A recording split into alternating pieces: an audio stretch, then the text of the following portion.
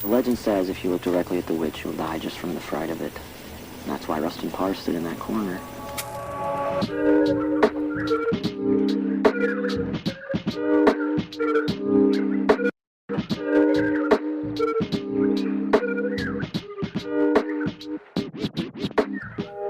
Hello, and welcome back to Dark Static, a show where we discuss and chronicle all things found footage and analog horror media. I'm your host, Alex Schiffer, and with me always is Zach. Hello. And this week we're covering Blair Witch, the 2016 film, directed by Adam Wingard and written by Simon Barrett. I know there was Blair Witch 2, A Book of Shadows, but we're skipping that one because honestly it doesn't really have much to do with the Blair Witch, multimedia franchise, and it kind of stands on its own. It's not even really a found footage film. We might do it in the future, but I just don't think it's really an interesting movie to cover. Yeah. I would still implore We you couldn't to really watch talk it. about any sort of influential on found footage history because it isn't a found footage movie. So Yeah, it's just like a regular movie that they decided to capitalize on, the Blair Witch name and make this movie. And is also bad. Yeah, it's also not great. Sometimes foreshadowing is obvious. Yeah, it's not. It's like they kind of just took, the Blair Witch name, took another project circling around, slapped Blair Witch onto it, and ran with that. Sometimes foreshadowing is obvious again. But now, years and years later, we have Blair Witch 2016, which is the, I guess considered the official follow-up to the classic Blair Witch Project film. And The true squeakquel. The true squeakquel, that's right. Blair Witch 2 Escape to Africa. And it's funny, Blair Witch is actually the Blair Witch Project, as we're recording this, has been in the news recently. It was announced a couple months ago, I guess now, that Blumhouse had actually, I don't think they acquired the rights to it, but they're working with Lionsgate and they're making a new Blair Witch Project movie. And I know, I don't know if this is a show, we talked about on the Blair Witch episode that Eduardo Sanchez and Daniel Myrick wanted to make this like a TV series at one point. And that fell through. I don't know if that's what they're doing. I can see it being like a streaming thing. More negatively, I guess, the original actors, Joshua Leonard, Heather Donahue, and Michael Williams, they came out. They basically said that they still have not really banked off of the financial success of the Blair Witch name, which stars all three of them. And they still haven't really been compensated well for the movie's success. So that's been all around the news. And I just wanted to bring that up because, we're talking about Blair Witch 2016. And, we talked about last time, the reason I love the Blair Witch Project so much as a film, it's the reason that I love found footage horror movies in general. It just I always say this, but it captures a DIY indie spirit. But I understand also that, these movies also need to be, whoever you have, working on these movies also need to be financially compensated for their work. Whatever way you can, based off of your budget, and, whatever the movie rakes in. And I think it sucks that they were kind of slighted by the studio and, or by the distributor, either one. And they just never got the compensation. So, I just wanted to call that out. It sucks. And unfortunately it's a thing that just happens. Super fair. I feel like a lot of times, like, usually that's like the big play, I feel like, or an unintentional play with like a DIY small original horror script is a lot of no-name actors or very lesser-known actors. Their careers like blow up. They're almost like made from like stuff like the original Halloween or like the original Alien. I guess that's the less that's a not so much a DIY movie. That's definitely like Oh like yeah, a yeah, yeah. hefty production. Major But studio picture. it can, it's a vehicle for new stars because I mean, especially today, it's like those are the only movies where major audiences will just accept that they don't know any of the actors in them. Of course, it's even So they're it's like even more perfect vehicles elevated. for You know. like new blood. Yeah, it's even Yeah, more it's like like it elevated. literally elevates them. Yeah, it elevates the movie, and it also elevates hopefully their their careers. And and the thing is, still today, like I don't think there's really a, and unless I'm wrong, like please correct me, but like has there been like a found footage star that is like broken out, since their movie has that been a financial success? It doesn't really happen, and it's even a weirder situation for the Blair Witch guys because they all use their real names, which I think I pointed out in the last in the episode about the Yeah. Blair Witch Project. They all, at least according to Heather Donahue, they she would have never done that. Right, yeah, yeah. To get like less exposure. Yeah, even stranger, like you think, yeah, like having put their real name out there, it would just be like that much easier to get noticed. Is like the actress who played, or I think her name, she also used her real name, Katie from Katie Paranormal Featherston. Katie Activity. Featherston from Paranormal Like Activity. Yeah. she didn't blow up, but I mean, she got to ride. I think Yeah. she got to be She was in all a those starring movies. role in a few of those films. She was Yeah, in a lot of exactly. those movies. Yeah. Yeah. It's just like the framework of the genre. And I'm not like blaming the genre itself, but I think studios still need to learn, like when they have huge financial successes like the Blair Witch Project, like how do you compensate them, still being within the desired framework. The Blair Witch made $248 million worldwide, as it has made that much money as a franchise, and it's like the original 3 stars just like don't get shit from that. That's insane.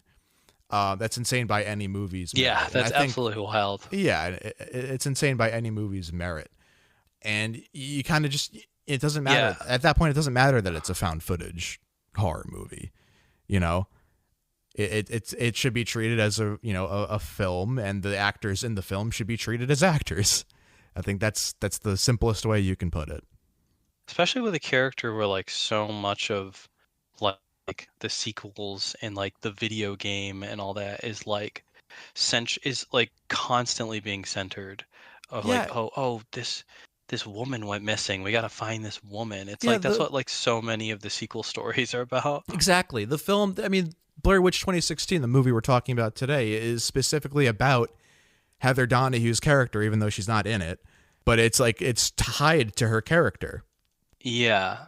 That's a tricky, I feel like that's a really tricky situation Yeah. to I think just like when you have major studios making profit off these, yeah, when you have major studios making these, making big, and we get more into this, when we get into all the kind of like the mid 2000s, found footage horror movies that come up, like Paranormal Activity and all the projects that pretty much got greenlit because of the popularity of Paranormal Activity.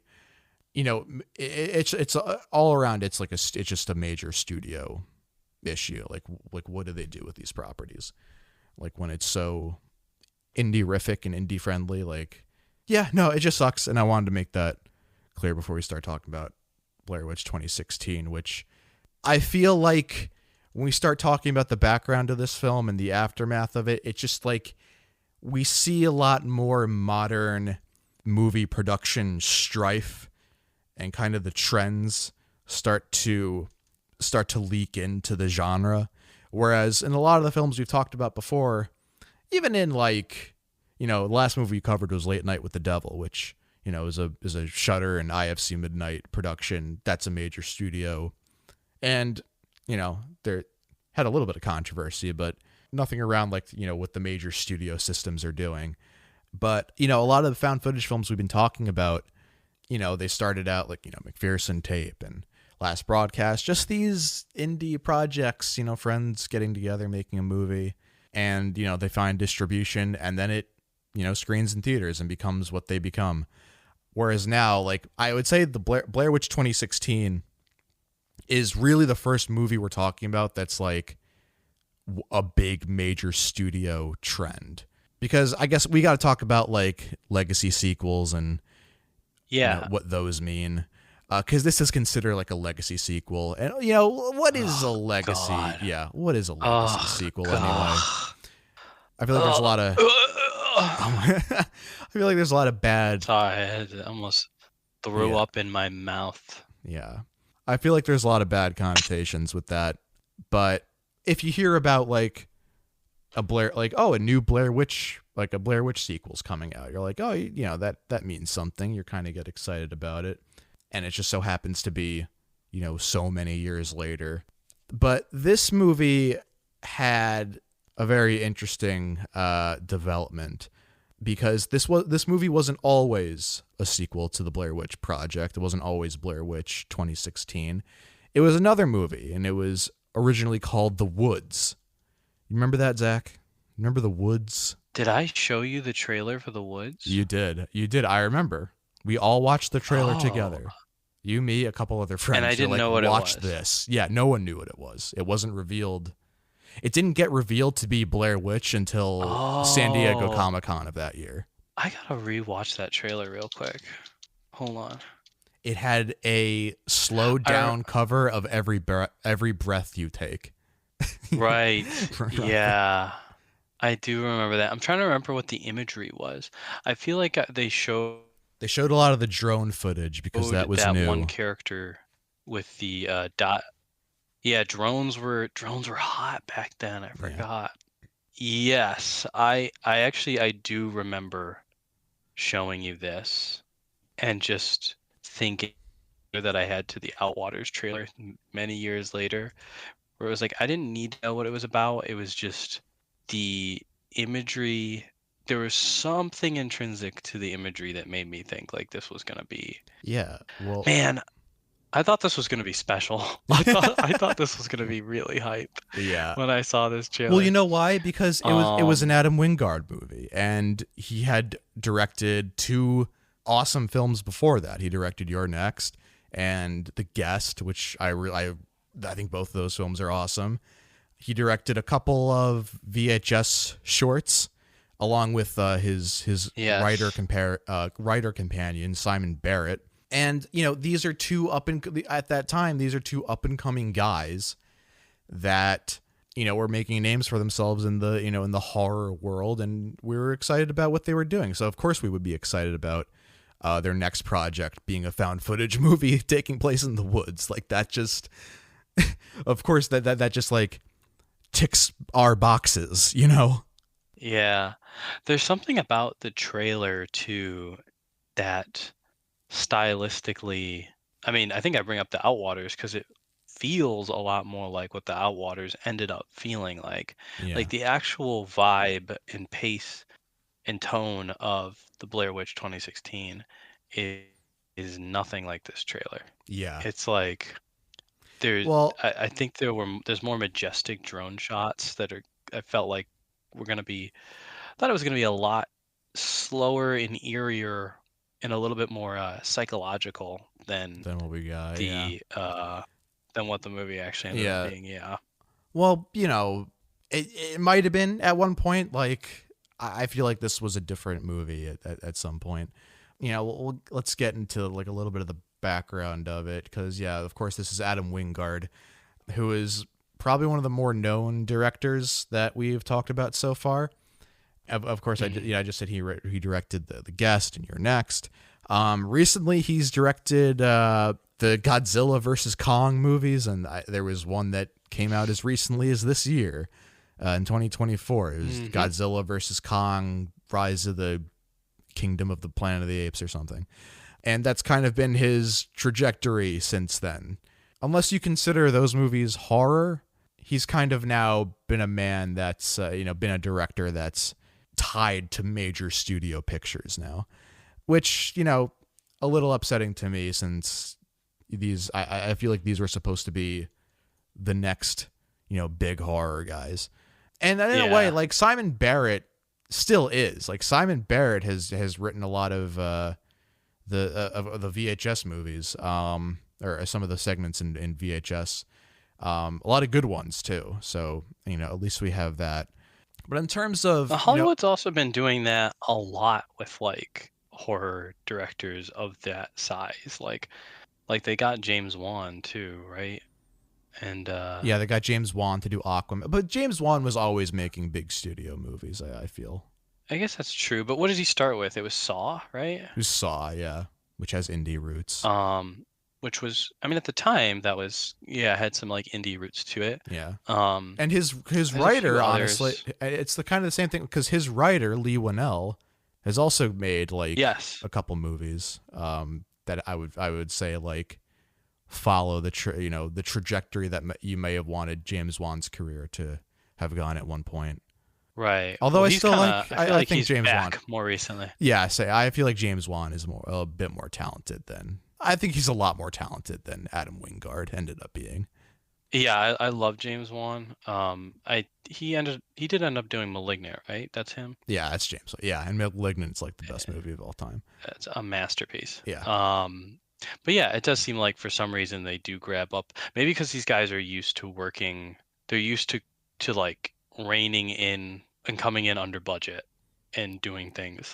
Yeah. Succinctly, because they have those like DIY roots, so you can kind of trust them to not go overboard with the budget or on time, because they're already used to crunch. Right. Like they're already used to like, okay, everything needs to be tight. We have like a limited amount of time. And they know how to handle like a punchy, poppy script with like a thrill ride with a lot of ups and downs. Yeah, I agree with all that. At this time, I would say, horror is just starting to. I guess this is the time where like the A24 movies are starting to take more shape around 2016, because we have The Witch and all that, and horror is starting to be taken a bit more seriously. I would say in like the critical world, and it's we have this movie sandwiched between there, and of course like because.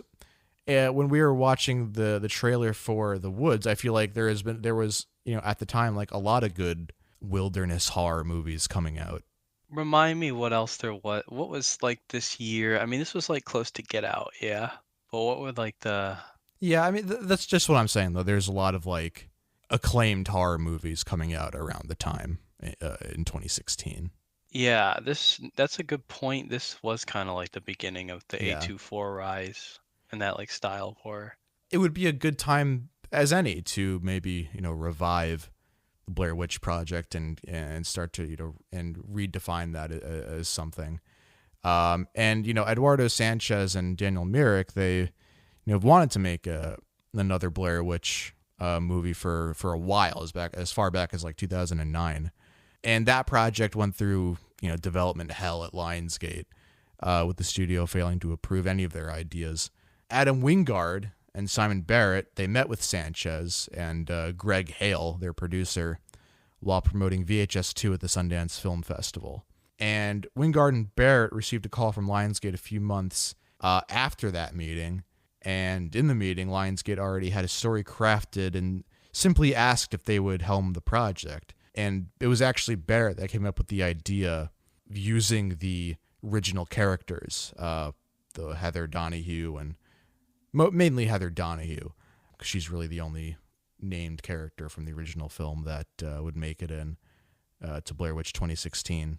And according to an interview with Bloody Disgusting, they found the found footage genre more challenging here than with the VHS films, as those films were created with pure entertainment value and never meant to feel real, in their words.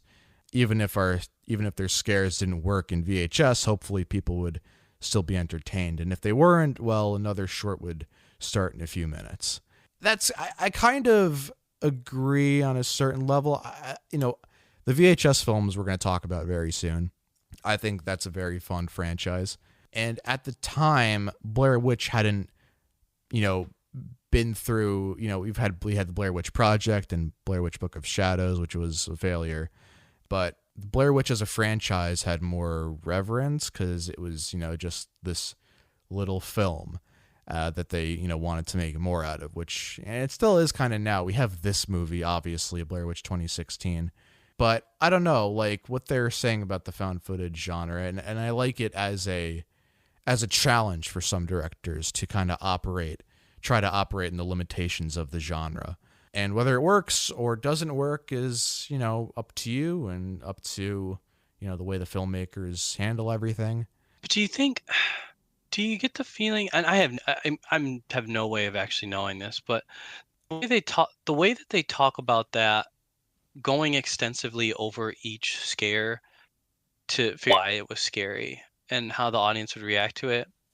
And then how, like, for some sequences they would like have multiple approaches that they would try differently to give them options in the editing room.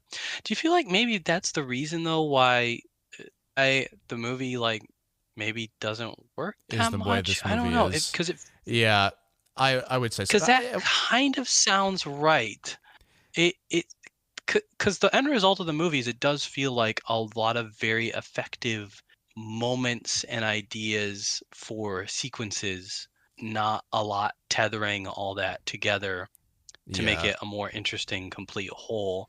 It just feels like different moments concocted to elicit different kinds of reactions. Yeah, But I feel like horror is such a like intrinsically scary, powerful thing that often like the most effective stuff is just stuff that like isn't created in like the editing room or a lab with different versions of what the scare could be. It's usually somebody has like a very, very potent like thing that's just been living in their head for a while, and they're like, I just know this is scary and I want to bring this to that's my thought. I'm not surprised that makes sense hearing that, because it's like, oh yeah, it does kind of feel like they that sounds like when I've done a little bit of filmmaking and I don't have the exact idea. I'm not confident enough in my decisions that I shoot multiple, not just multiple bits of coverage, but multiple versions of moments or like events to like change the events because you're not sure what event you want to happen. Sounds a little bit like uncertainty, That sounds like maybe like you don't have the most solid vision. I guess we've entered what our thoughts are on the film. I echo all of that. Are those like your overall thoughts on the film as a whole? Are they? Well, I guess it all stems from that. Yeah. Yeah, that was just a surprise to me, which is why I brought it up now. But like, yeah, that does allude to my overall thoughts, which is that like the movie has cool moments that they were focused on, that they were the folk idea of like, oh, what if this happened to this girl? What if this person got stuck in? What if you got stuck in a tunnel?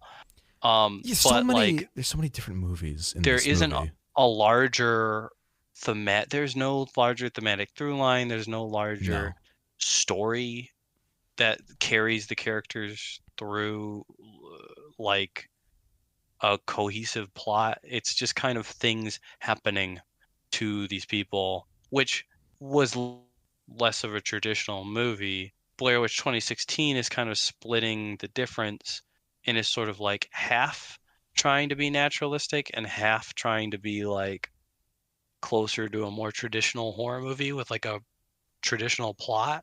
Yeah. But it fails at that, so it just ends up being extremely boring. Yeah. I feel like I've tried to find the if a movie is really bad, and we haven't really covered a bad movie yet. I try to find like the good in stuff, like, oh, this is an interesting thing, and I kind of want to expand on that to see if we can really get anywhere with it. This is a different project. This is a different film altogether that we kind of need to talk about, because I just remember the first time I watched it, I feel like I watched a completely different movie, because I watched this movie, when it came out years and years ago, and I thought, oh, that was effective. Obviously didn't touch anywhere near what the first film was for me, but I was like, you know what? I appreciate this as a follow-up. I don't know what movie I was watching back then, because when I watched this again for the show and then a couple of times afterward, I was so, and it may have been because we had just talked about the Blair Witch Project, a few episodes before, and that movie's still fresh in my mind. But my God, when this movie ended, I thought it was preposterous how much this movie actually blows. This movie's so fucking lame to me now. Because all I do when I watched it was to just see its cracks. It just doesn't feel like anything substantial is ever going on. There's setups for certain ideas that we'll get to, like the potential body horror stuff that they could have done that they just go nowhere with. And then all the ties to the original film, which end up being completely hollow. And it's so concerned with, giving more mythology to the Blair Witch Project that it just doesn't accomplish anything with. And by the time the credits roll on this film, it's like it's the most empty experience. I feel like this, like when people can... It's a nothing burger. It's a nothing. It's a real load of nothing. I feel like when people... I feel like when people say like, oh, it's a legacy sequel, so of course, it's got all these tropes in it, that legacy sequels have. And that's actually not true. This is just a really bad movie made by filmmakers that ended up being not as talented as we thought they were. Or maybe they're not, maybe it's not that they're not talented, but like they, took the found footage genre and maybe they just didn't know how to execute it, didn't have an eye for it. And I think that's more to what you're getting at with the setups and everything. It's like, actually, you're reminding me how much I dislike this movie, and maybe I actually came off as too soft against it. I actually think this is one of the worst movies I've seen in a long time. I don't even know that. This movie is not great, but I don't know if it's like the worst movie I've ever seen. Because there's definitely worse movies I've seen. Well, that's what I mean. It's worse in how bland it is to talk about, or it feels to talk about. Ever is bland, is like it, because to my mind, if you make like a bad movie that is at least like memorable in some way, you had some sort of creative vision, you just kind of like failed at it. Listen, this has like no ambition. No. Listen, we're gonna talk about a ton of movies on this show, like smaller found footage films that like you haven't seen before that I might feel bad like trashing on, but like at the end of the day, like those movies are more worth talking about because they're actually made by like psychotic people. That's like more interesting to me. Also, this movie had like than this. Like a lot of these found footage movies that we talk about cost like a fucking $1. $1, and this is like it costs $5 million. This is specific. This movie was made specifically for $5 million, and it was screened at TIFF on September 11th for some reason, released theatrically in September of that same month, on the 16th that same month. But like the reception of it was, obviously mixed, even less than mixed. I feel like more leans negatively. But like as someone that loves the genre, loves found footage, all I see when I watch this movie is like a product in like a fun house that like you're going to see the Blair Witch Project, and it's like it's when Martin Scorsese says that like Marvel movies are theme park ride, this is a theme park ride. This is the found footage equivalent of that to me. Yeah, no, like that is because when you watch this movie, it's just like setup, scare, and it's not just the movie's not bad because there's jump scares in it. The movie's bad because there's just bad horror filmmaking in it. Some of that has to do with the loud bang moments that are, not really diegetic, that are just like, it feels like there's just sweeteners in this movie to make it feel like it's scarier than it is. If you've ever seen the album cover for Let It Be by the Beatles, my face watching this movie was Ringo's face on that album cover. And I feel that way watching a lot of movies that are structured like this. I remember watching It Part 2 specifically, and just like a wave that like some movies like that like ride over me like a wave, and it just feels like nothing. This is like we're like in the future we're definitely going to go back and cover more from this like period of time, but this to Yeah. me is like the end. It's not quite the end, but as far as I'm concerned, like with the rise of A24 and stuff, this is like the end of this era of like this type of movie where audiences, where it was like so predictable, like you already knew the rhythm of the movie before you like sat down to watch Oh it. yeah, you could This every movie like beat, epitomizes it. every you can predict every beat. Like It's like, yeah, it's the rhythm it's the of a Conjuring movie. era, I call Yeah. it. We just gave our dues to James And Wan. this but- feels like, well, the first Conjuring's actually good, and it's like yeah, the movie's tight. Second Conjuring is not that trend that everybody else starts copying. But by this point, it's like that's been done a million times, and it's being done it's a sequel to a movie that like was defined by not having any of that like very blunt stuff in it. Uh-huh. And so it kind of feels like this movie is caught in between two things where it doesn't trust the audience enough to stick with it if it doesn't have all of this like. Yeah, and it's weird for it to take But also it doesn't go far enough. No, it doesn't go far with anything. And it's weird for a director that has so much promise like Adam Wingard to have this as like, you know, one of his first like major studio pictures. You know, let's see how this guy does with a big franchise. And maybe it's the pressure of that, and they try to do too many things into one thing, because it feels like there's a few different movies in here. Only one of them is like sequel to Blair Witch Project, and all the other ones are like not good. Like there's so many not good movies in this one movie. And I don't think it's a legacy sequel thing. It's not like a tropey thing, like, oh, they're just taking tropes from legacy sequels, because there's a lot of good legacy sequels. This is just bad filmmaking.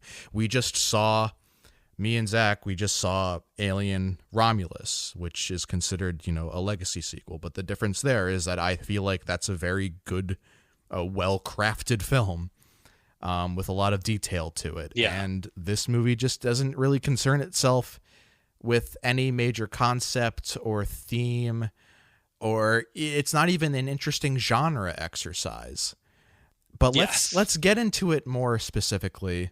This is Blair Witch 2016, directed by Adam Wingard. Blair Witch 2016, directed by Adam Wingard. There's something evil hiding in the woods. Students on a camping trip discover something sinister is lurking beyond the trees. So basically the main idea of this movie, one of the main characters, played by James Allen McCune, his character's name is also James. He is the brother of Heather Donahue from the first movie. He gathers his crew together to try to get enough footage to reopen the case and go looking for them, because she's basically been missing this entire time, and, you know, what's the deal? So the movie opens. Of course, there's a black screen. Like a lot of found footage movies, we have to have a text intro. It says the following footage was assembled from memory cards and DV tapes found near Burkittsville, Maryland, in the Black Hills Forest on May 15th, 2014. The first thing we hear is Heather screaming. Footage shows someone running through the abandoned house from the first movie. This is different from the first movie's ending because of the storm that's going on, which is used as foreshadowing, because of course there's a storm later on in the film that's very important. Heather runs into a room and locks the door. We hear a loud cracking sound and the footage stops. There's actually a cool bit of framing here, because we then like zoom out. The camera pulls back from the computer screen, and we're introduced to James watching the footage on a monitor. Film begins with James watching a YouTube video that he claims shows his sister. he rewinds the tape to an exact frame that shows a woman looking into a mirror. Lisa is filming James, who tells her that the person who uploaded the video claims he found it in the Black Hills woods. The other two characters that are part of this group walk in. Their names are Ashley and Peter. They're played by Brandon Scott and Corbin Reed. I mentioned Lisa before. She's played by Kaylee Hernandez. So basically the setup for this movie is that they're all working on a documentary for Lisa's class project. And they decide that this is the subject they want to do.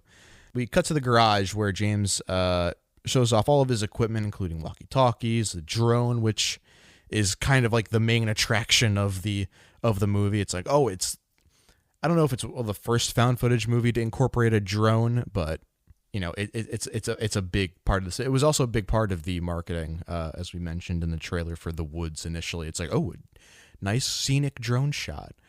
You don't see that a lot in found footage. They test out their head cameras and everyone will be using while Lisa films with the DSLR camera. This is also like we're now at a point in found footage where everyone's using regular equipment that you would see on typically any indie film project, like a DSLR camera, of course the drone. I want to talk about the fidelity of this movie a little bit. Like, it's a subject I like talking about when it comes to these movies because it's, it should feel different from most every other movie you see. I would call the visual fidelity of this movie very clean, and it does have this digital sheen to it. There is an aspect of this film I like later on with where there's a camcorder introduced, lower grade equipment that two other characters that will come in soon bring, and it shows a nice distinction between the old and the new. When you're looking at this footage that's been shot, it looks, and this is a thing this is also a problem I have with the movie in general. It just looks a little bit too cinematic for my liking, where it just doesn't look there's no rawness to it. Yeah, it is. I that's the thing. I like talking about the audio and visual fidelity of these films because I feel like they're very distinct. They're very different from what you're used to seeing in traditional narrative films, even in documentaries. I feel like found footage horror movies should be presented a little bit more raw. This movie has a lot of clarity to it. Yeah, no, definitely. There is a lack of grit to it just because they're using what is supposed to be the latest technology, and maybe they did that on purpose as a style It does make sense. Original movie. I could also believe that they defaulted to it because a ton of movies like this just defaulted to it during this time as well. It does make sense that they are using it. It makes sense that they're probably using equipment they would get, from their, in terms of Lisa's the one that's the film student. So she's using probably her equipment from her school. And of course it'd be all the latest tech from, that they'd be using in 2014. So it would look like a 2014 project. This is also this is a weird thing because the film is this Frankenstein of a lot of things. If this is a sequel to the Blair Witch Project, I feel like it doesn't really share a lot of visual. It doesn't have a lot of visual similarities, and of course that's the difference between the eras that these movies are being made. But I feel like when you create a scenescape, a visual scape like the original Blair Witch Project did, where especially when they get to the woods scenes, when they finally go to the Black Hills Forest. In the original Blair Witch Project, I feel like everything shot in the woods has this overexposed bloom effect to it, and then the night scenes are just dead black, and it's so visually striking. But then when they go to the woods in this movie and how it's shot, it's it just looks like any old guy with a camera in the woods, any old person with a nice camera in the woods. But there is Yeah. the tape The idea that's introduced later that that is interesting. But yeah, go ahead. you could rent a camera from your college's like cage, and that there wouldn't be like at least a single dead pixel somewhere on it, and it's the thing that ruins this movie. It's unwatchable. Before I wouldn't say it's unwatchable. Like, one thing I will say about this movie is that it's easy to digest. It goes down smoothly, but not enjoyably. It doesn't go down smooth. It goes easy. Goes down easy. Yeah, that's a better way. It goes down like sucking in air. Yeah. There's no taste to it. Yeah, no, this movie, this movie's made of air. That's a good way to describe it. A lot of cutting around to this group hanging out. I do want to point out to the quick scene of James and Peter playing Borderlands 2 together. And this isn't a new game at this point, I don't think either. 2014. When did Borderlands 2 come out? That was like 2013. I guess like No, that was like a year earlier. I don't know. 2012, at least a couple of years. Yeah. I don't know. I was playing that game in 2014. Pretty sure I played it in high school. Yeah. Maybe they're on New Game Plus. Maybe they're on Ultimate Vault Hunter mode and they just wanted to give themselves a challenge. I know I would. Yeah, they don't even think about it anymore. If I have any friends to play that game with. I feel like I'm like the only one that likes They're that just game. really psyched for the prequel. The pre-sequel. The prequel sequel or whatever that was. Is that what that was The called? pre-sequel. The Probably about pre-sequel? to come out. I think Yeah, they so, wanted right? to get It probably used had to the some mechanics. silly, goofy name. Yeah. Yeah, they'd already beaten it so many times, but they needed to get back into it. I think I've beaten that game like 5 times, maybe. Borderlands 2. I played that game a lot. Sorry, the pre-sequel, I played it through once. I played through the pre-sequel once. And enjoyed it. The pre-sequel was actually 2 years before this. So I don't know what the fuck they're doing. I don't know what their excuse is. I don't know what they were thinking. Come to think of it, I think at this point, the Tales from the Borderlands, like, Can we just talk about Borderlands or whatever game was instead out. of this movie? This scene's Borderlands. yeah. Let's not talk about that. Because while they're playing Borderlands 2, they reveal that their goal is actually to find the house from the end of the first movie, which, if you've seen The Curse of the Blair Witch, actually doesn't exist anymore. And the footage from the first movie, according to the lore, the footage from the first movie, which is the Blair Witch, which assembled into the Blair Witch Project, was found like in the ruins of the home, like underground. And in real life too, that house was like burnt down. Not burnt down. The house was torn down. I think I talked about that in the last episode. And no, that happened in real life. It was yeah. Yeah, the first movie was real. But underground.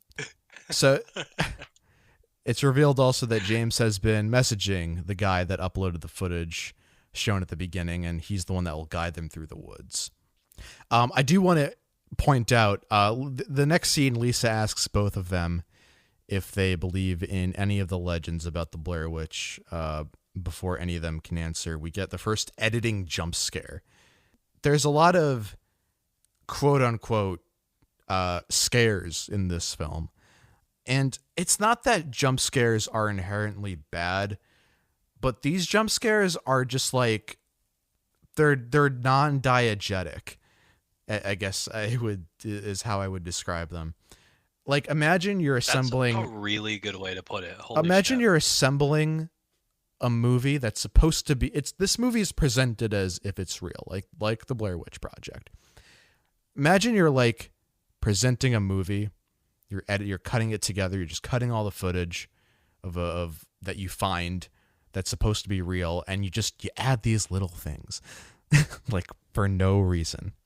Yeah, you're like, shit, this isn't spooky enough. To just get the person watching it.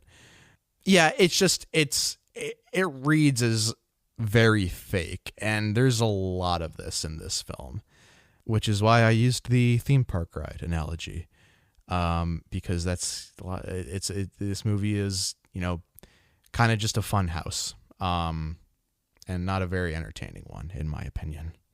The jump scare cut meant to bring us to the next scene where they're in a club. They're all at the club and they're trying out the head cams that they'll all be using, which, first off, I don't know any fucking club that would let you just carry all this equipment into it. This isn't criticism of the film, by the way. I hate these kind of these criticisms, but like, it's just so funny watching people like test equipment in like a loud club. And this isn't like just some bar. This is like a nightclub. And they're all just like, yeah, they had to get vetted before they came in. Yeah, like every I live in New York, and I go out to Brooklyn sometimes, and there's so many places that like pat you down. I know this is different. This is in Maryland. I don't know what the nightlife is like there, but like I can't imagine they don't like pat you down. Like they're just like, oh no, you can't come in with all this crap to bring this shit into the nightclub. And it's just funny, like watching, like, oh, like what do film students do? They go out drinking and they test their equipment. They start testing out like all their head cams and stuff like that. And then it cuts to the morning and they're all hungover, lying on the ground. They test out the drone and the walkies. They're driving to a motel. Found footage driving scenes, by the way, still the bomb. No matter what kind of movie it's in, found footage driving scenes. There's nothing else like them. They approach a rundown home, drive up to it. Man named Lane answers the door. He's the one who uploaded the footage we saw earlier, and he lives with a girl named Talia. Lane and Talia are both played by blah, blah, blah, blah, blah. Lane is Wes Robinson and Talia is Valerie Curry. I just want to touch on this, by the way. Everyone in this movie is hot. And it's not like, that's so stupid. It's not stupid, but it's like, not to say that the actors in the Blair Witch not to say that the actors in the Blair Witch Project weren't attractive, but like there's like a Hollywoodness to them. So fucking dumb. Yes, no, it's like there's two characters who are supposed to be like Bible Belt, like, yeah, they're supposed to be like living in the middle of nowhere, rural, like hillbillies, like conspiracy theorists. Yeah, and they look like they live in New York. They're movie stars, like Brooklynites. Yeah. Does that say something about it's ridiculous? Brooklyn, like the style now, or is that just I don't know. Like they have a level of wealth and time on their hands that does not match the experience of people who have to eat shit their entire lives.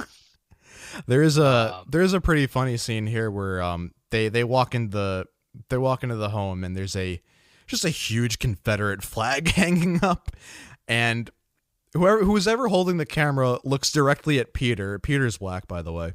Him and Ashley are both black, and they just stare at they do like a Jim from The Office, just like look into the camera. I feel like there's a couple times where that happens in the movie. Can you believe these white people that are happening? Forget the Blair Witch. The horror show's right here. This is also the scene where Lane introduces his camcorder. When we cut in between his footage and the digital footage, it kind of creates this, like, as I said before, like this nice dichotomy. But to me, it just like it just reveals how like plain and digital of course the digital camera looks. and how it's not really the right look for this movie for me. But I do get what they're doing, especially later on where there's a specific scene where it shows both of their cars, and it's a scene I actually kind of like. But yeah, Lane's camcorder is more reminiscent of what the first film looks like. Lane also goes by Darknet 666. That's his like online handle, which I thought was funny. He tells the crew that he wants to go with them out to the woods to show where they found the tape.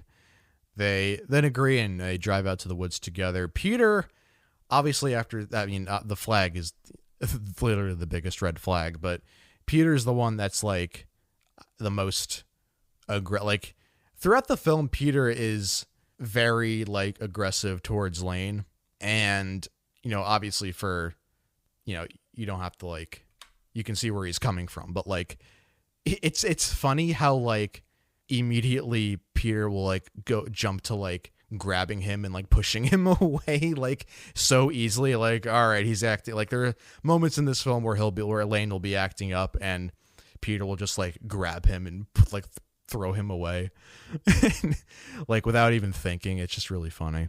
They're driving to the woods, and there's actually a scene I do like in here where it shows both the cars, the perspectives of both the crews, where it's Lane and Talia in one car and then the rest of the guys in the other car, and it's the cleaned footage versus the more grainy camcorder footage.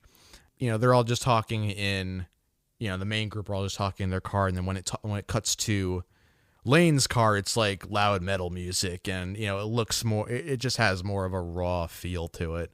I don't know, it's like how I envisioned a movie like this should look. So I think I thought that was a pretty good scene, even if it's just a little thing. Yeah, but the drive to the woods together, they cut to everyone pulling out their gear and preparing to go into the woods. Peter immediately starts fucking with Lane and mentions the videos of the rock piles, of course, from the first film. He asks if he believes the stories, and Lane mentions that he heard all the stories growing up in Burkittsville. And he mentions Rustin Parr and Coffin Rock.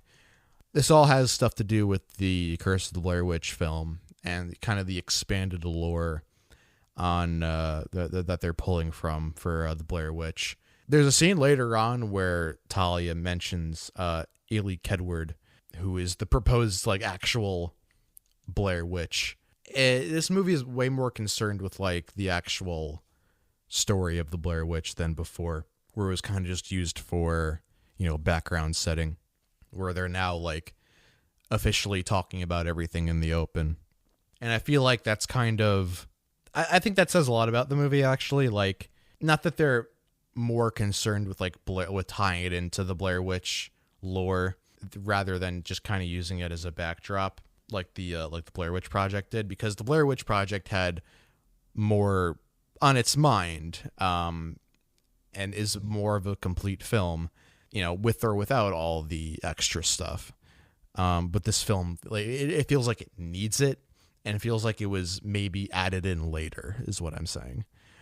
But they mentioned Coffin Rock from the first film. That to me feels like the Curse of the Legacy. People need to hear this stuff because everybody's like a lore hound now. Yeah. So they want to like, it's like this part of paying penance to what came before. Like they have to dig into, oh, maybe this happened and like expand upon. Yeah, and expand upon.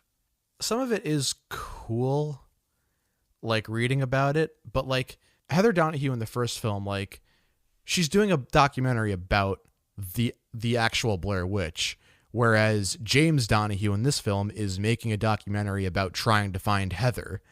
And, whether or not he actually, the crew actually like care about the Blair Witch is one thing. I feel like the whole point of the last film was like Heather was trying to like put on a guise, and here it's like it's taken so seriously, but in effect it like, oh, I see what you mean. Yeah, because when Heather was like doing it, she's like puffing up her.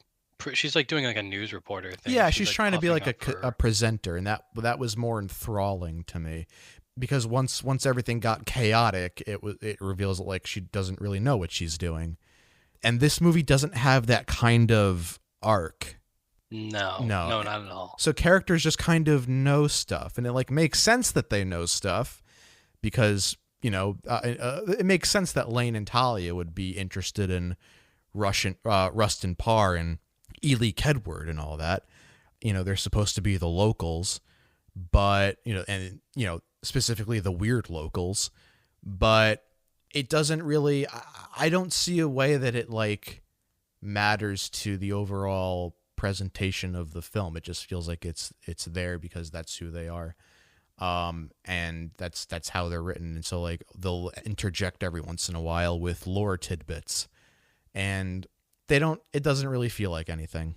Yeah, no, it doesn't build to any. Yeah, no. But it's how goodness. So Talia continues on about the whole Rustin Parr story, about how he used to bring kids out to the woods. He killed 7 of them. She goes on to say that he heard the voice of an old woman telling him to kill the children. He would take them up to the attic and make one stand in the corner while he killed the other. That was actually one of the random like locals they were interviewing in the Blair Witch Project tells the same story. He also mentions that there were tunnels under. One of the new tidbits is that it's mentioned that there were tunnels underneath the home that didn't go anywhere. And Lane says it's some kind of underground railroad, I think. And then the camera immediately points to Peter again, who gives another Jim from The Office look. They officially enter the Black Hills woods, and Lane says no one cares that they're trespassing.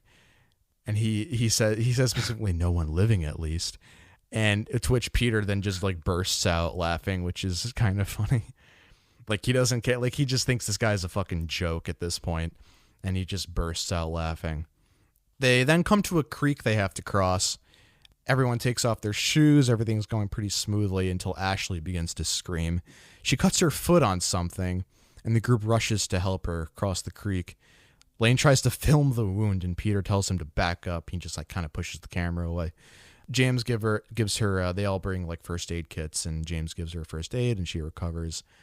The whole I'll get to it later, but it's where the movie threatens to be interesting, but nothing really happens with it. I'm gonna do it. Yeah, they set up camp, and I swear to God. Yeah, they set up camp, and Peter leaves to get firewood before it gets dark, and the rest of the group sets up the drone, and it descends over the trees. Big wind howling starts to rise. There is some good bits of sound design in this movie. I don't really care for the fidelity of them, of the sounds, like the ambient winds. I think you can buy that no matter, what kind of movie it is. I'm not really thinking about like how the microphones are picking up these huge sounds when they're supposed to be like they're all they're doing is trying to communicate like this metaphysical atmosphere and this rising tension that's being supported by the sound design. So I do like that aspect. It's just the sweeteners I don't like. And this is another scene at night. They're all around the fire. They're roasting these sausages. Look delicious, honestly. And this is where Talia starts talking about Ely Kedward, and Peter's like, "Oh, these are just stories, And this is actually a really important part where Talia says that she points out that Peter was actually part of the original search for the first crew. And so after this, they all go back to they all go to sleep. James activates his camera in the middle of the night because they hear creaks and cracks and a whole bunch of sounds. I like the subtle sound design of the Blair Witch Project, and all the sounds that it is able to communicate in this like dark visual scape of the nighttime scenes of that movie. Here the sounds are more like apparent of what they are. So he hears a lot of creaks, and a big tree falls in the woods, and wolves start to howl and bark. Yeah, and James is breathing heavily, which I think kind of helps the tension there. But it's all kind of ruined. Not that it's all ruined, but like you start hearing all these sounds, and then James unzips the tent, calls out for Lisa, and she bursts in from into the frame from out of nowhere, and there's like a loud bang, and it's like, come on. Right. They started to form some like goodwill with some nice sound design and some, building tension. And then it's like, oh, sorry. Like coming into the frame. And it's like, oh, if we're doing this, like, this is the kind of movie we're making now. They couldn't resist. And it has that diegetic or non-diegetic thing that you're talking about, where it's just like, why does it make a loud bang? Yeah. Why is her entering the frame loud? Yeah, and on a real camera. Yeah. Yeah. So they both are trying to be quiet in James's tent, and they're jump scared again by the radio static. James tells him he's with Lisa. This is a funny scene because he's like, oh yeah, I'm with Lisa, not the whole time. She just came in now. And like they didn't spend the night with each other. Just trying to communicate that they didn't spend the night with each other. But yeah, we are focused on me finding my sister. I swear. Yeah, sort of. There's nothing else going on here. It's not weird. Which there's a fucking hilarious thing that happens like in a moment that relates to all that. Talia then appears from her tent and says that Lane walked off to go to the bathroom. James calls out for Lane, and his voice echoes through the wilderness. Talia says she's going to look for him, and James says he'll tag along. And then Lisa tells James that she should go back to her tent, but James decides to shoot his shot and insists that she can stay in his tent. Interesting. Nothing comes of this. Like, there's no actual relationship being built here. It's just like a funny thing. Oh yeah, stay in my tent. Like, and it's funny because like she's also recording with her head cam, so he says this dialogue to her, and it cuts to his his camera filming her, and she's like, okay, sure. Okay, kind of weird, but okay. Yeah. That's how you want to do it. Okay, sure. I mean, we're all in the woods. Yeah, very strange moment. It's such a small moment. I didn't even register it as that. I know. I was like, well, that doesn't make any sense. I needed something to latch onto. That's not like human behavior. No, I needed like something to latch onto with this movie. And it's when I start picking up on like stupid details like that make me like rise out of my seat, be like, oh, what's going on there? And then it's just like, oh, nothing. It's, there's no actual, I guess it's supposed to create some kind of emotional stakes, but they're not good at it. It's not well done at all. But yeah, James and Talia go looking for Lane. They both have cameras. Lane jump scares the camera exactly the same way that Lisa did. Hell yeah, dude. This whole sequence. Hell yeah. This whole sequence is when I was like, oh right, this is the movie that it is. Like, and it's just like it forms so much. Yeah, unfortunately. Yeah, it forms so much bad faith with the audience that you're doing this many scares like this in a row. Like, it didn't work the first time. I don't like Lane jump scaring endlessly. It's endless. Endlessly. Yeah. This is the rest of the fucking movie. Yeah, that's why I keep saying it's like, ooh, it's a fun house. It's like a mummy coming out of a coffin in like a ride, like a cheap carnival ride, that it gave you time to anticipate. Yeah. Like it's a little quiet. I wonder when the bang is gonna happen. And it's like, oh, it was there. It's so frustrating. You got me, movie. You got me. And it's again like it's not because it's a jump scare. What do they think is gonna happen when they give you that lead up that you're gonna go? It's a bad jump scare. You can do them well. Yeah, it's just a bad jump scare. But when you do them 3 in a row like that, we just talked about them to your watch. It's kind of like, all right, well, okay. Yeah, it's during the time like when you expect like when a movie just like dares to be a little quiet, it's got to follow it up with something loud, which they could have done, like something in the distance happens, like in the first movie, you know, like that. Those were the scares of that movie. Like, it'd be quiet, and then like you'd hear a little sound off in the distance that's a little eerie, and you're like, ooh, oh, I don't like that. But no, this movie just has to be, you know, loud. Yeah, and when nothing dumb. happens. Yeah, Even better. Yeah, yeah. This movie happens. Just it has to be loud and dumb. So they find Lane. God, it's so hard. I know I gotta be real. when I describe it. Keep this in too. This is real talk. Keep this in the podcast. It's such a hard movie to talk about. It's such a hard movie to talk about. I know, like in the way I write about it, like I can't really make it that interesting because the movie's not interesting. It's they couldn't. They wrote about it a lot, and they couldn't find a way to make it interesting. There are movies that we'll talk about that are honestly like worse than this movie. God. There are movies that'll be like worse than this movie, but like they're interesting because they're made by crazy people. I'll be so excited to talk about it. I can't wait to just get this out of my body and just like express how I feel about this movie. Yeah, and don't like I don't know. Even though it's terrible. I hope this is interesting to listen to because I hate the type of like review like show that it's just like shitting on a movie and they're just like not interested in talking about it at all. I hope that's not how we're coming across. I'm trying to point out all the flaws in this movie, but also like we're doing our best with what we got. We're trying our best here, guys. We're having fun. We also, you know, we're telling you we're having fun. Interesting behind the scenes stuff with the production of this movie. Yeah. It's just like there is the post. It's just there is product. I know, yeah. Well, there is the post, like the reaction to this film and the way the filmmakers handled it, which I find really funny. But we'll get to that after we finish talking about the film itself. I can't wait. So it cuts to the next morning, and the group wakes up, and they're all dead. They're all dead. Yeah, that's how it goes. And only one is left alive to tell the tale.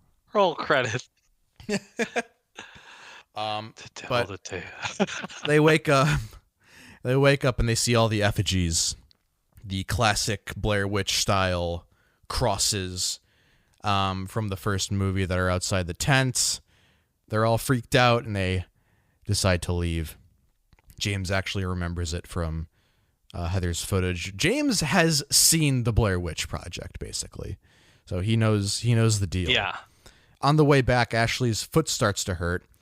Every time they want to accentuate that Ashley's foot is like giving her pain, there's a loud like bone crunching creak. And again, like this is where the movie threatens to be kind of interesting. It just doesn't do anything with that. And it's just funny being like, it's funny like thinking about like, is that something that everyone hears? Yeah, right. You hear a loud crunch and it's like, that's not just a cut on your foot anymore. Your like entire ankle is breaking. That's what the sound is communicating. Yeah. Shouldn't she feel like the difference between like a wound aching and like something in your foot pushing against the walls of your skin? Yeah. Maybe not. Maybe because, like, I don't know, a pulsating sore can maybe feel like that sometimes. But it doesn't make a crunch. No, that's crazy. It's just like, it reads to me like that's the film communicating to you, like, this isn't just a cut, it's something else. But no one else in the movie is like... Well, how are we getting that information? Yeah, no one else in the movie is, like, actually taking it that way. Unless that sound isn't supposed to actually exist like all the other space, in which case how are we hearing it watching this on a real camera? Well, if it's something, it's like I said with the wind too, like the wind isn't that loud. It's, you know, it's supposed to be a non-literal like signifier that the tension is rising and something else is like creeping into the woods. So I like that, but like there's a difference between that and the literal like crunch that you're hearing that is a signifier for someone's foot hurting. I don't know. It's not the same to me. No, it's off. It's a little bit more fake. That reads as more fake to me. As, Lane everyone's like kind of kneeled down trying to help Ashley, and while Lane is kneeled down, Lisa notices a rope sticking out of Lane's bag with some kindling, and she accuses him of forging the effigies himself. Peter starts to get more aggressive with Lane. It's again, like, Peter doesn't need much to be, triggered with Lane. He kind of just oh, that's happening. Like, he immediately just gets up and starts like fucking with him. Like, his temper is very short with this guy, and for obvious reason. Talia admits it, and she takes the full effigy out of her bag. Am I right to call these things effigies, by the way? Like, I call them effigies in the first film, kind of just by association, I guess. So. I would describe them as effigies, because they're like crosses. You know what I'm talking about, like the wood crosses that it's the main iconography of the Blair Witch. Yeah, it's like a representation of a person. Yeah, like a crucifix or something. You're definitely going to get confirmation later in the movie that they are effigies. Yeah. Oh, yeah. Right. They both admit they faked it. They wanted to make them more aware of what was going on in the woods, and they weren't responsible for the sounds that night, at least. Lane gets angry, flips off the camera, and leaves. He's like, "Screw you guys, I'm going home," like kind of that shit. He's such a go ahead and starve. He's like a try-hard. Little does he know. He's like a try-hard edgelord is how he comes across. The way he flips off the camera. Yeah, he's kind of like a little... He's like a little shit. Talia ends up following him. Then they come back like moments later, and Lane, like not even like a minute later, they just like immediately show up again. They're like, "Oh, we don't know where we're going."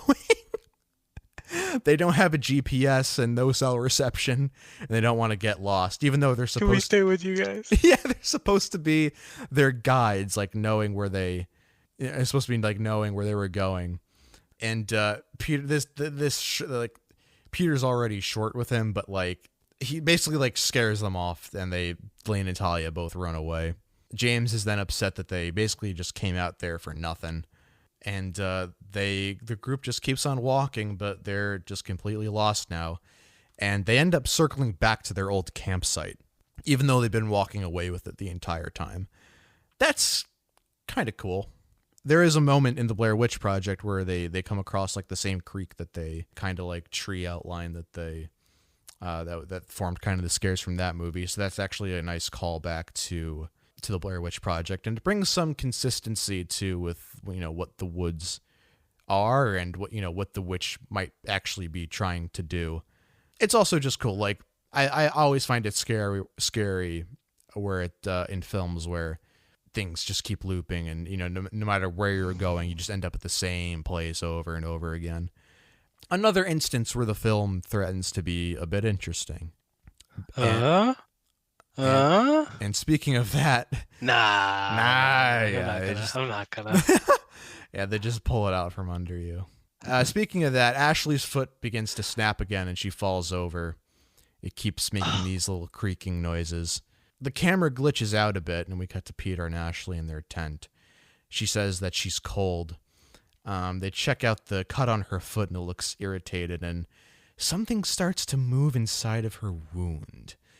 I feel like the reaction to this is not emphasized enough, but again, like, there's a movie that, like, this is where the movie starts to be like a movie to me, because like, ooh, there's something's escalating here, and it's going in a body horror direction. Like, oh, I didn't expect that from a Blair Witch movie. Let's see where they go with this, but they don't really go anywhere with it. Were you excited like initially when you first saw this, and like, ooh, are they going in like a body horror direction? That's interesting. Yeah, the first time I thought, like, I was like, oh, this is something new. They're doing like a new thing. We haven't seen like whatever this, like, it's kind of implied that there's like a parasite creature. Yeah. There's something inside of her that's been like moving around. And so as far as like expanding on like Blair Witch lore, I thought like, oh cool, they're going to showcase like this entity that we don't understand, and like maybe you're gonna have like a new understanding by the end of the movie of what it could possibly Yeah. be, and it's still they're not gonna explain anything, but they're gonna add more dimensionality to it, Yeah. and then they just don't. It's almost like it's weird how much it is just like a set piece, and that's it. When This is it's where, like yeah, it this feels so different from everything else that the Blair Witch does this in is these where movies, that I it know, feels like like, it should have its own. this is where I'm saying that it feels like there's a couple different films in this movie, and maybe like in the original draft of when it was just called The Woods, like maybe it was something more along the lines of body horror. Maybe there was more gory elements to it. Because the last film, The Blair Witch Project, isn't a gory film at all. But I did mention in one of the alternative endings that they came up with that the final act of the film was going to be a gore fest, and maybe they were going to take that and run with it in this movie. And honestly, that would be more in line the things Adam Wingard is good at. But that doesn't happen. They don't do anything with that at all. Yeah, they kind of scene. It's just like he kind of pulls it out of her leg, and then that's it. That's it. Yeah. And then Ashley doesn't really become much of a character after that. Like she's kind of served her use, you know?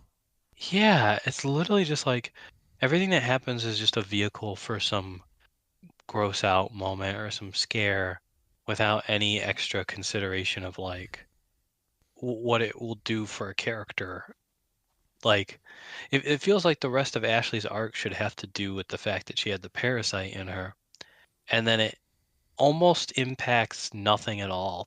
It has nothing to do with her fate at all. The rest of the film, like the rest of her like arc actually has to do with what happens like immediately afterward, which is the drone malfunctioning. Like they hover over the woods with the drone again. And there's actually a cool scene where the drone flies up and you just see like endless woods. They don't even see like the road or anything. It's just like the expanded woods, and that's it. Like there's nothing beyond that. Even though they're high up in the air, they should be able to see some form of civilization, you know, but there's nothing. I actually, that's another part of the movie where it's like, wow, it's threatening to be a little interesting. And it's funny that it's like two of those elements happen right after each other. Nothing's really done with that either. It's just another part of the funhouse, you know? Right, like that's actually a really cool idea too of like what happens when, this entity that survived this long it's gone on because of a lack of awareness. And it's Yeah. like, well, what happens when modern technology gets to a point where it's like, okay, we should be able to scope this thing out. And It adapts. what does that look like when it's like, yeah. And there's no, yeah, but other than that moment, which is pretty cool, Yeah. there's no. Yeah, the Blair Witch is actually just Predator. It also doesn't feel like. Well, and characters, tech, and like, the whole reason you would make this movie, which is like an updated, modern version of Blair Witch. Yeah. There's not really none of the modernity of it affects the movie at all, really. Like it doesn't really affect the situation. Yeah, or expands on the Like mythology. it's just a little bit of extra flavor. But yeah, they don't engage with this. Yeah. It's like, okay, well then what's the point? Yeah, we're just introducing things that like you're planning on doing stuff later with it, maybe in a different project. That doesn't really bode well. That doesn't really mean anything, and it affects the film, Until the end. Yes, until the end. So The end is the only thing that's different. The end is the only thing that's different. That's right. Because then again, it's like, oh, there's another movie starting. Let's go see this one. Let's go see this movie. No. Yeah. Now it's Amnesia, the Dark Descent. Leia, let's get to that soon. Yeah, so they're piloting the drone, but the drone starts to malfunction and it falls into the trees. We cut back to Peter, and he's being chased by some unknown entity.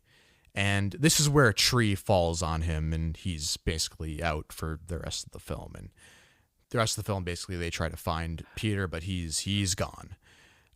He's dragged away off screen, basically, too. The tree falling on him, that's kind of a striking image, where it's like, if we can see like if they want to make like big things happen, that's an effective use of a good, like death scene. But yeah, what's your take on on Peter's whole fate? Stupid. It's dumb. It's nothing. I didn't even understand. I think both times I watched this movie, I didn't understand that he was dead. That he was dead, yeah. Or that was going to be it. It just feels like they... It's like, all right, time for people to start dying. Know what to do. Yeah, time for people to start dying. Who am I not doing anything with right now, I guess? I guess that guy. Yeah, I guess he can go. He's not important anymore. Anything to do with, like, any bit of his character, or, like... Yeah, what little character... I don't know, like... You're actually given. Nothing. It sucks. Listen, it sucks. It's just... There's nothing. Yeah. Literally, there's nothing. There's no impetus behind it. People paid for blood. Yeah, people paid for blood. Like if they were gonna go again, That's like it. if they were gonna go in the direction of like this is a gory version of the Blair Witch, like that's kind of interesting, but it's not that. It's not that at all. Yeah, it doesn't even do that. It doesn't even do that. Yeah. Lane and Talia appear again and claim they've been wandering for 5 days without sunrise. Again, this is another part of the movie I genuinely think is good. Like the whole thing, like the woods like expanding and the Blair Witch just like fucking with them and making the woods expand and making them loop back to the same positions they were at. That's all good. That's good horror. Don't like how much of this movie's dialogue is just like Explaining things. Yeah, like the way that when they come back and they do it, they're just explaining. They're talking about how they were in what the woods for they've 5 been days. doing. Yeah, off screen. Yeah, and that's it. Like they don't have anything else to say. Not a little bit. Yeah, no, they just kind of serve a purpose, and that's all they're there. They're there for mechanical reasons, Lane is completely crazy at this point, though. He thinks the camp is a hallucination. He runs off again, and he leaves behind Talia, who's like completely disheveled and like she just looks primal. Like she's like a different person from like where we last left her. Lisa and James trying to go to sleep, and they wake up at 7 a.m., but it's still like pitch black dark outside. Darkness is not used in the same way as it was in the Blair Witch Project. But again, this is another scene where like, oh, they're just telling you that it was 7 a.m. I don't know. It's like a good idea, but not executed very well. They do see that it's still dark outside, and the large stick figures, the large effigies have been strung around the camp again. But instead, this time, Talia's hair is tied to one of the figures. And, of course, she's accused again of, making them herself. And Ashley takes one, snaps it in half, to which then Talia is snapped in half. Kind of a good kill. That's kind of a... That's actually a good one. Yeah, that's kind of a good one. That actually took me off guard. That's a great visual horror moment. When people are snapped back like that violently, that does something to you. There's a scene in Paranormal Activity 3 where a guy is completely snapped in half too, and it's hard to watch. There's also a scene in Freddy vs. Jason. You haven't seen anything like that. No, there's also a scene in Freddy vs. Jason where after Jason kills someone, he kills someone in a bed and then he like folds the bed. Yes. Oh, it's sick. Yes, dude, that will live with me for the rest of my life. Oh, it's so sick. good. It's so good. So yeah, I dug that. This is a good kill.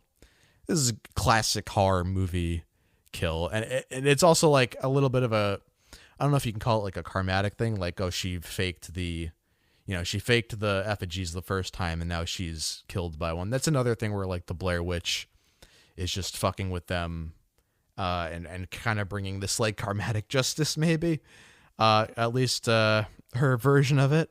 So there's something tapped in there that I find interesting. That there's more to it than just a cool kill. She's having a laugh right now. She's having a great time, and we never even fucking see what the Blair Witch is. She's having a really good time. She's like, you know what? Those guys, you know how those guys were like fucking around with them with the effigies?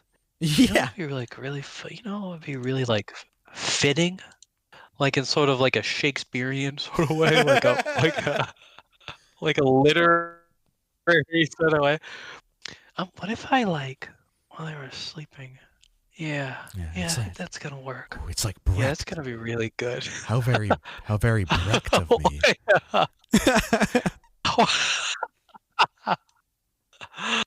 My Chekhov's gone. Uncle Vanya, anyone? God damn. It's funny because like there is a way that the Blair Witch is presented in the first film that's like this overarching sense of dread, and that's what the Blair Witch represents. And then like all their whole relationship, the group's relationship starting to crumble out of just this primal fear of the Blair Witch getting to them. Whereas in this film, it's like the Blair Witch is like a cool prankster. Yeah.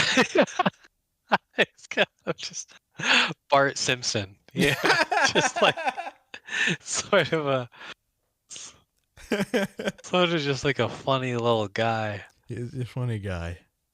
Dude, I love that dude. Speaking of, sorry, before we move on from Talia. Yeah.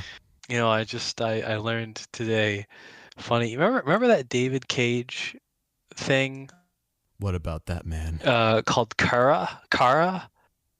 Where they had like the simulated, it was like the robot character. It was before Detroit Become Human came out, and they did that demo of Kara just to show off like their engine or whatever, and it was that actress playing like a robot character. You don't remember this? Kara? Cage Kara. Yeah, just type in Oh my god, this is K-A-R-A. fucking terrifying. So that's Talia. Isn't that funny? Oh, it is? That's Talia in this tech demo. Yeah. Oh, interesting. Yeah, Valerie Curry. Here she is. Here she is, folks. There she is. Quantic Dream. That's the name of the company. Quantic Dream. Yeah, they make those shitty ass games. She's in a lot of stuff. Yeah, they make those really shitty games. Yeah, she's in a lot of stuff. She's in Twilight, Like Breaking a Dawn. She was in The sizable Boys. career. She's Firecracker in The Boys. I don't watch The Boys. You watch The Boys? I don't watch The Boys, but I've been teetering on the edge of watching it for like however many years. Same. I just don't believe people when they tell me something's good. Neither do I. That's why I tr- never watch anything. I don't trust like that. I'd rather watch these shitty movies. Anyway. Anyway. Immediately after she gets snapped in half. Thought that'd be. Yeah. Thanks for that little bit of trivia. Anyway. Anyway, after she gets snapped in half. Static exclusive. Anyway, after she gets snapped in half, an unseen force lifts their tent into the sky, and the group gets separated. Again, another a little fun house moment. The next big set piece is Ashley climbing a tree to get the drone, and she gets pushed out and falls onto the ground. Another thing where it's like, oh, the Blair Witch is just this little prankster. Like, oops, nope. Oopsie. See you on the way down. Up the tree. You go down. Yeah, see you on the way down. See, it's funny because I crushed your boyfriend with a tree. Oh my god. She also gets dragged away the same way that Peter does. And a rainstorm starts to begin. This storm. So, yep, and then that's the end of any potential interesting thing going on with that foot. The foot, yeah. The foot. For no reason, I guess. Yeah, what foot? Thing. The whole rest of the movie just goes, what foot? Like, what? What foot? What expanding wilderness? What looping around? Yeah. Again, just like concepts that, wouldn't this be interesting? Nope, we're not doing anything with that. moments where the movie threatens to be good. The rainstorm starts to begin, the big thunderstorm, and this storm permits through the rest of the film. Lisa and James are the only people left, and they stumble across Rustin Parr's house. Is this the house from the Blair Witch Project? It's not really clear. I'd rather it not be clear. Of course, and James even points out, they're like, oh no, wait, they burned down that house. What's going on here? There's a time travel aspect to the Blair Witch universe that don't really understand, but I've heard a lot of people repeat it. I'll try to make sense of it, but let's keep going with getting to what is, like, I think universally, like, everyone's favorite part about this movie, and it's definitely, like, my favorite part about the movie. So James thinks he can hear Heather scream inside. It's meant to be like they traveled into the past. They're at the moment of the last film, but they enter the house and it's like it's just not the same house, or it's a different part of the house that we don't see. We don't really know. Although I think the basement might be the same. James enters, he goes running in. Lisa's by herself. This is where Lisa starts to see a very tall, pale thing in the woods. And it was at this moment I remember seeing it for the first time, like, ooh, it's the Blair Witch finally showing her true form. I think this is the same things. Yeah, the same reaction. Yeah, we get a clearer look at this thing in a bit. Yeah, so Lisa runs away into the house, and this is where she goes through the tunnels underneath the house, and I think this is just the best scene in the movie. Like, this is the most effective, like, scare. Like, it's kind of awesome. Like, I won't lie. Like, the claustrophobia of it, like, imagine, one of my favorite horror movies is The Descent, and it's just like, I've been asking a while, like, what if they made The Descent? What if they made a spelunking movie, a found footage movie? Like, how fucking sick would that be? And I actually do watch sometimes some caving videos on YouTube where it's genuinely terrifying. Where like actual real people like go to these like tiny caves and like slither their way in. If you've ever seen like videos of like what is it called, Nutty Putty, that cave where that one kid died in, like, and he was like hung upside down. Oh my god. Terrifying stuff. So it's like, all right, imagine a horror. No, wait, what? Oh yeah. Oh yeah, Zach. Look at that when you get a chance.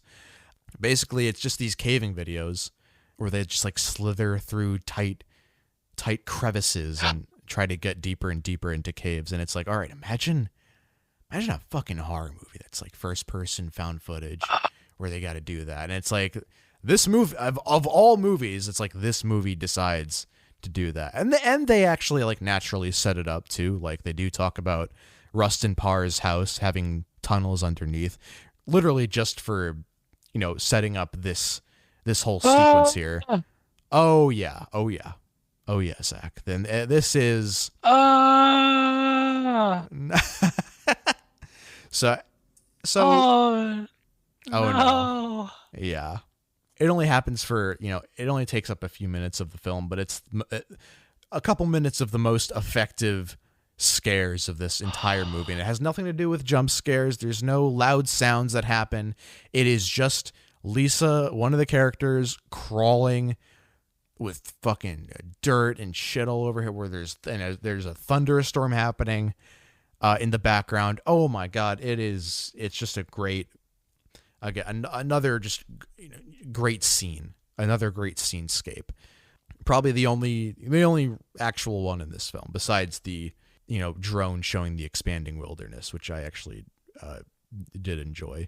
But again, it's like, as soon as they see the house, another movie starts. That's what it feels like. It's like, oh well, there's another movie start. Let's go into that theater. Like, there's just another movie starting. And it's a better one than you saw before. Right. Yeah. So forget all that other stuff.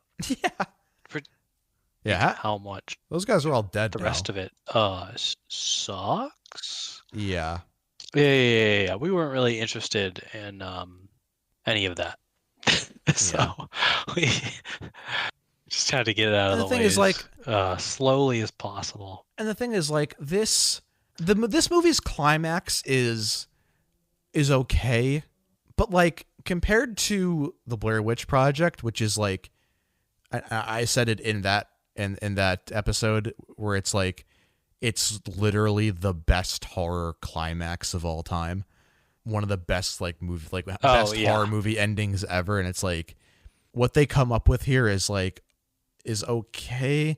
Like, I don't know, and the Blair, like, the tunnel shit is awesome. I love that scene. Yeah, the tunnel stuff is great. Like, genuinely good. Compared to like Heather and Mike running through the house with like different equipment, and like the actual technical aspect of the film matters to like the final scare of the film. Again, this is more like, you know, Funhouse ride, but this is actually where the Funhouse ride starts to become, you know, more effective. She escapes the tunnels in a now hostile Lane, and Lane then attacks her when she escapes, and she stabs him and kills him. The creature then starts to emerge from the tunnel and starts to chase her. There's all this running through the attic, and I will say the interior of this house looks awesome. It doesn't look as like, it looks more like a set than the last movie. Well, because the last movie that was an actual like abandoned home, like you couldn't fake. But it's a cool haunted house. It's a cool haunted house ride. Yeah, it's a cool haunted house, especially with the light, like the lightning and like everything in the background too, like illuminating the home. Yeah, it's a good it's a good set. It is. And the lightning starts to take on like a magical quality after a certain point where you're like, is this like actual lightning? Just lightning? Like, what's happening? No, here? It's definitely not. Yeah, it's definitely more metaphysical than that. So this is where we start to see what the actual creature that is chasing them is in like full form. And we do get a split second of it, but like you can see what it is. And it's just like this person with elongated features and like, you know, black orifices that are supposed to be a mouth and eyes. You can't say that it's nothing that you haven't seen in other films. It is a good monster. It's not the Blair Witch. This is something that maybe the Blair Witch sent to chase after them, to just give them a good old scare, because we're dealing with the prankster Blair Witch now. And I think a lot of people think that like this is the Blair Witch, but just for fun. Yeah.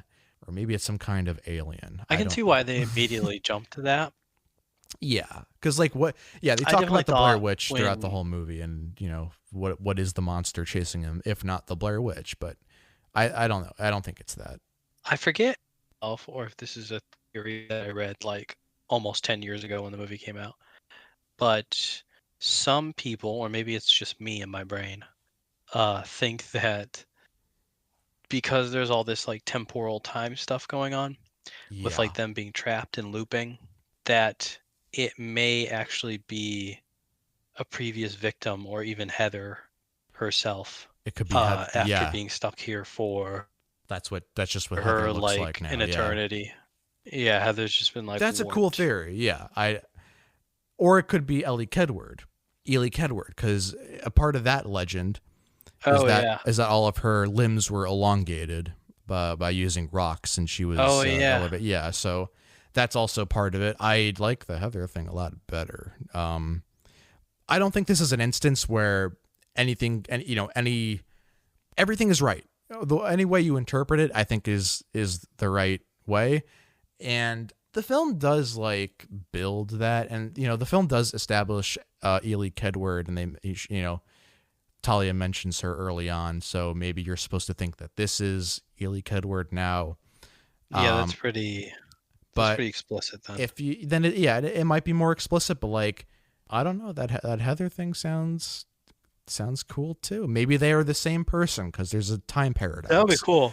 Because there's a time paradox now that we're dealing with, and we'll get to that because like she runs into the attic. It's a time travel movie. Yeah, now it's a time travel movie because she runs into the attic with Lane's camcorder.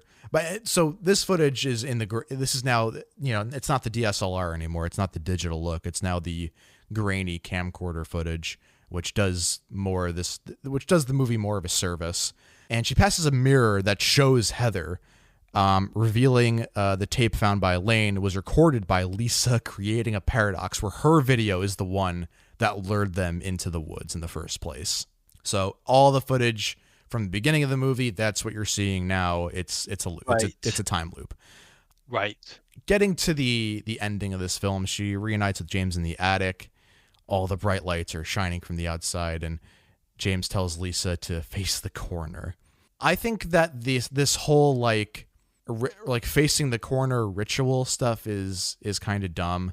I made a point to say in the last episode about the Blair Witch Project that like the reason that ending is so striking and works so well is because like it's the last thing you expect to see when Heather is like frantically running into the basement, like Yeah. he's just facing the corner, and now they're like lurizing, like facing the corner, like making sure that you don't acknowledge the monster, and it's like, oh, come on, that's kind of lame.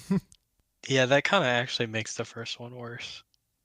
I don't think there's anything that makes the Blair Witch Project a worse movie that happens in this film, but like the attempt to Especially like because yeah my interpretation of the end of the first movie was always that facing the corner because he was kind of, you don't see it happen, and it's obviously open to interpretation, because he was instructed to by something not watch what was about to happen next yeah to Heather, which is way scarier way scary to me. yeah Because I think they allude to something like that with Rustin Parr or whatever, like making the kids face the wall as he kills the other and kids. not watch. Yeah, which he was told to do by the Blair Witch.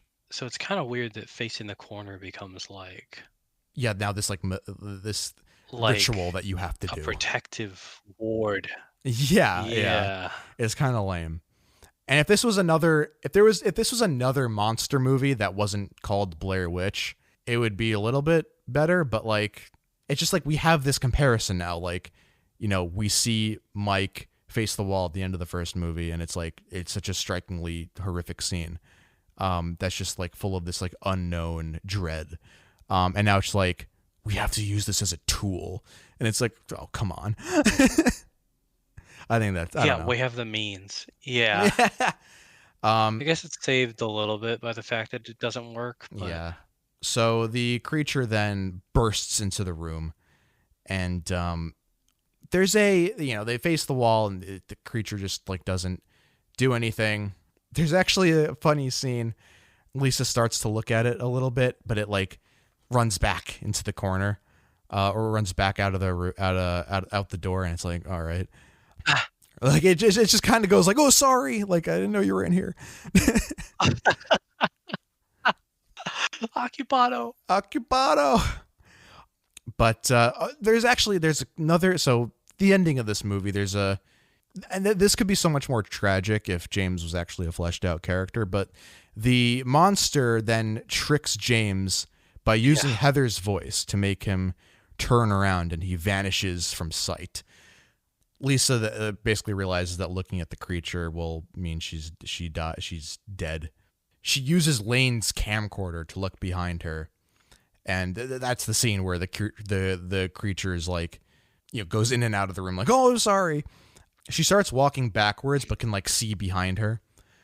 Then the creature uses James's voice and and saying like, Lisa, I'm sorry, and she turns around and she gets snatched away.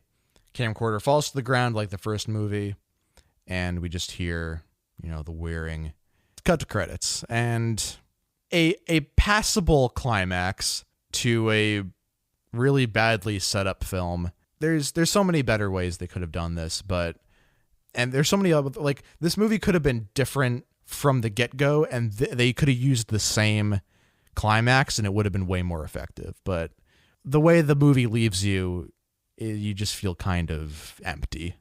Any last words about like Also, the ending? Yeah.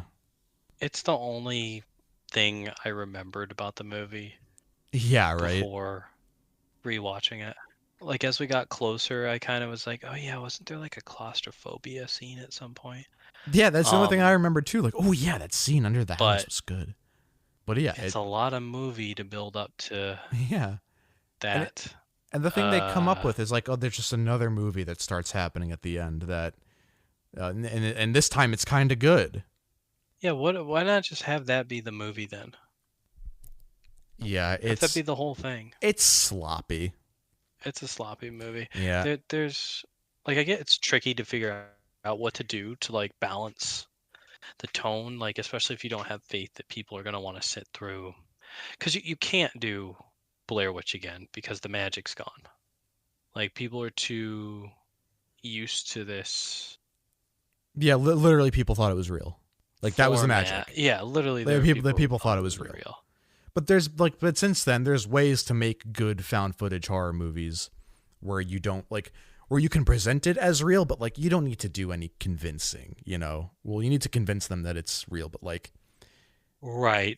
It's like you know what? It's like wrestling. It's like, listen, everyone in the audience knows that this is fake, but you have to treat it like it's the realest fucking thing ever, or else the illusion is gone. And to me, like this movie just doesn't like, I don't know. It's like, it doesn't feel like it has confidence in itself at any point because it starts these things and then never delivers on anything. It's just not, it's all these different ideas that just don't come together. But yeah, and it feels like the immediate reception to it was like, you know, it definitely was like less than mixed. I mean, 38% on Rotten. Blanket, yeah, 38% on Rotten Tomatoes. There's a certain amount of, you know, a lot of critics didn't like this thing. It's considered a financial disappointment, which is, I feel like, kind of tough. And it only cost like $5 million. It's only $5 million, and it is based on a very popular, like well-known franchise, yeah, like franchise, I guess, is if you call it, or at least movie. No, it's a franchise now. They're rebooting it now. Yeah, they're rebooting it. There's a video game. Yeah. I haven't played the game. Listen, if you want to hear us talk about the game, big failure on its I don't part, know if I think it's only thing about the game is I don't think it's actually found footage. No, but it's like, I don't know if we want to do like a little extra thing. You know, because maybe we'll do a little extra thing. Yeah, let us know. I hear the game is more interesting than this movie. Yeah, listen, if you want to hear us talk about it, let us know. Just shoot me a DM. I do want to talk about the aftermath of the film and the tweets, because there is an all-time. This I don't remember. Yeah, so there's an all-time tweet that Adam Wingard, and I think it's like a conversation that Adam Wingard and Simon Barrett made after the reception of the Blair Witch was so negative, was skewed so negative. Yeah, so in the apparent aftermath of Blair Witch 2016's critical response, Adam Wingard took to Twitter as the great filmmakers of our time do. And you know, he has a string of tweets with him and Simon Barrett that are like, well, he starts out saying, you win some, you lose some.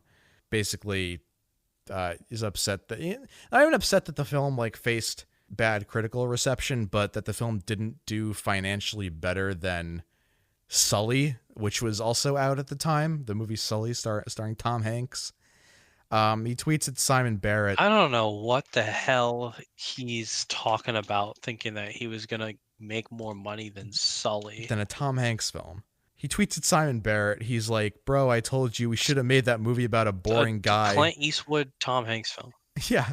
He tweets at Simon Barrett. He's like, bro, I told you we should have made that movie about a boring guy who landed a plane in the water instead. Oh my God. Not many people know this, but Simon and I turned down making Sully because it wasn't found footage. That's a good idea. That's funny. A found footage Sully horror movie.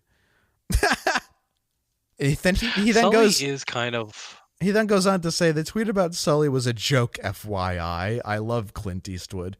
I think it's great he isn't making disgusting evil propaganda films anymore. Wait, he's talking about Clint Eastwood? Yeah.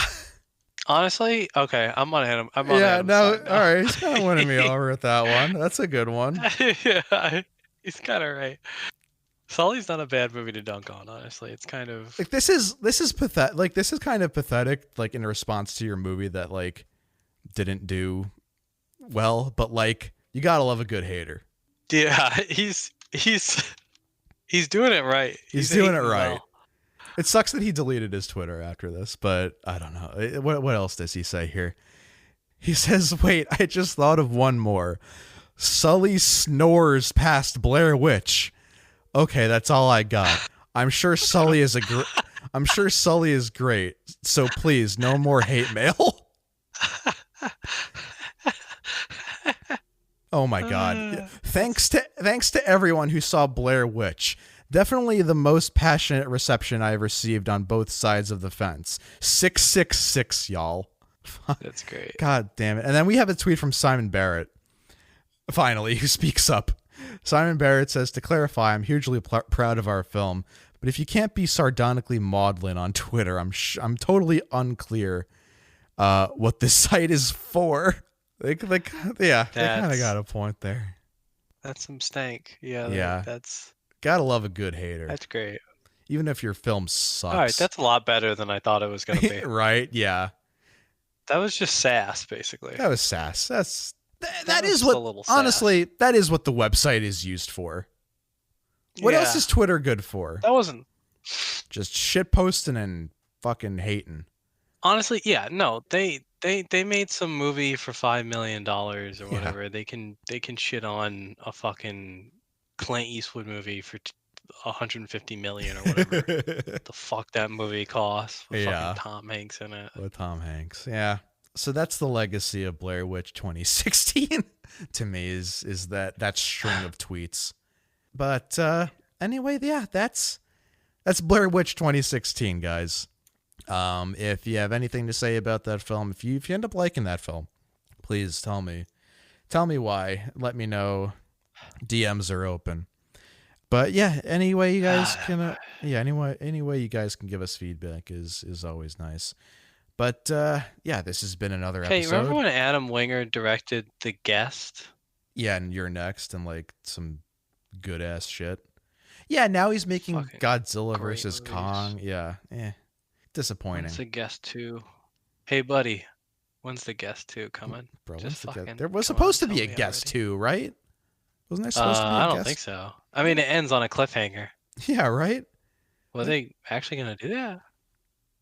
Oh my God. Wait, what? Yeah, Wait, what? there's supposed to be a Guest Lakeshore 2. Records released in 2022 a sequel in the form of an 80s synth-inspired soundtrack entitled The Guest 2 Original Soundtrack. Okay. There's a sequel soundtrack. Listen to the album. There's only a sequel soundtrack. That's kind of tight. Okay. Anyway, this has been Dark Static. Again, you can support the show by subscribing on iTunes, giving us a comment and rating, following us on Spotify, giving us a rating there too. Any way you listen to your podcast, give us some feedback. Follow me on Twitter at Schiffer Audio, on Instagram Schiffer Audio, and Dark Static Pod. You can also listen to my other projects too, The Chained God, which is coming back soon, Inheritance, Blackwood, Sonic Dawn, any of those past shows. You can also subscribe to us on YouTube as well. Dark Static on YouTube. Give us some good feedback. Give us a comment. Like that video. Subscribe to the channel. All that. Or Zach, you got anything to plug? I'm still working on the video game Sun Doesn't Set. You can actually find that. Don't know if it's been mentioned yet, but we have a website up. If you type in Sun Doesn't Set game, it comes up right there at the top, I think. It's a farewell game. We're in a fundraising phase. We're either sort of raising funds and also looking for a publisher for the game. So that's been a big project for me the last year or so. Beyond that, no, not really. I think that's about it. Next time, I had a few ideas, but instead of going chronologically, there's a new movie out being called a true horror gem this year called Milk and Cereal. and it's a found footage film. It's free on YouTube. I'm going to watch that, and we might talk about that next. Other than that, there's a new VHS movie coming out soon, VHS Beyond. I feel like now is a better time than any to, dive deep into those films. That's kind of the near future of this show, is talking about that film and going through the VHS films hopefully before VHS Beyond comes out. But yeah, this has been Dark Static. Thank you for listening as always, and we'll see you next time.